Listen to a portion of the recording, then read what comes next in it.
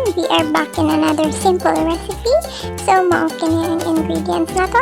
Hotdog, asukal, gatas, mantika ni Doña Elena, o ang pancake.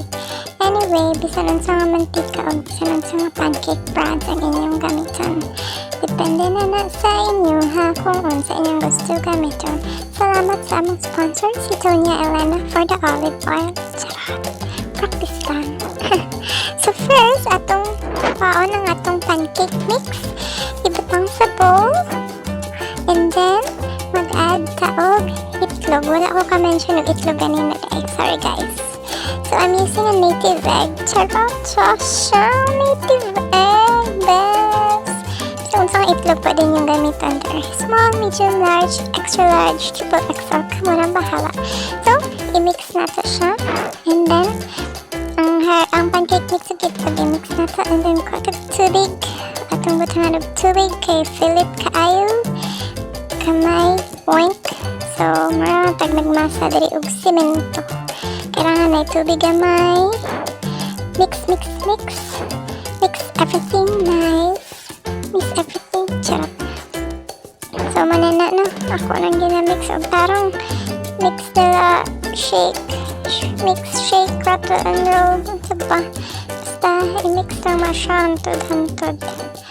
And then, next part is, pwede ko na ka mag-mix. Sorry lang.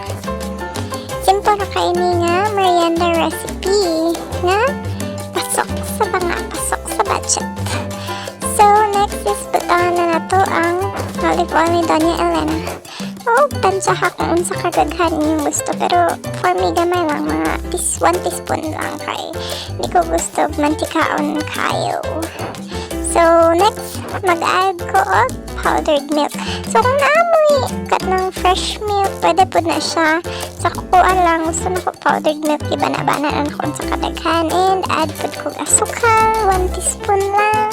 And mix. Depende na sa inyo kung sa kadaghan inyong ipang-add, ha? Kung gusto ba ninyo na i-add or dili. Okay, gusto man ako. So, wala, mas flavorful siya. Gusto na siya. So, go, go, go. Mix, mix, mix. Mix well. And then, next part is ang atong hotdog. So, tanggalan ang panit. Tusukon ang stick. Tusukon sa stick. Oops, nahiwit. Oops, okay. Ito nga. Very good. And then, next na po, tanggalan ang panit. Tusukon ang stick. So, muna itong i-coat na to na siya sa itong pancake mix later. Kaya diba corn dog gani siya, no? Ano siya ang atong buhaton unya. So, ginatusok lang ako ang mga hotdog sa stick. Mararang putag mag-barbecue o hotdog. So, pwede gyapon chicken dog. Depende sa inyong hotdog na gamitan. So, ready na ni? So, muna ni siya. Ato ng coveran sa pancake mix ang atong hotdog ug ilunod sa mantika nga daghan. Mana na iyang dagway, no? So, ako na siyang gilunod sa mantika na makoveran ang half niya or pwede po overall nga makoveran siya.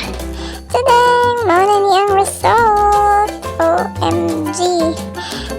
Uban dira na part na medyo pagod kay napasagdan siya pero nevertheless, worth it yapon kayo siya. More crispy naman ang brown oil. O diba?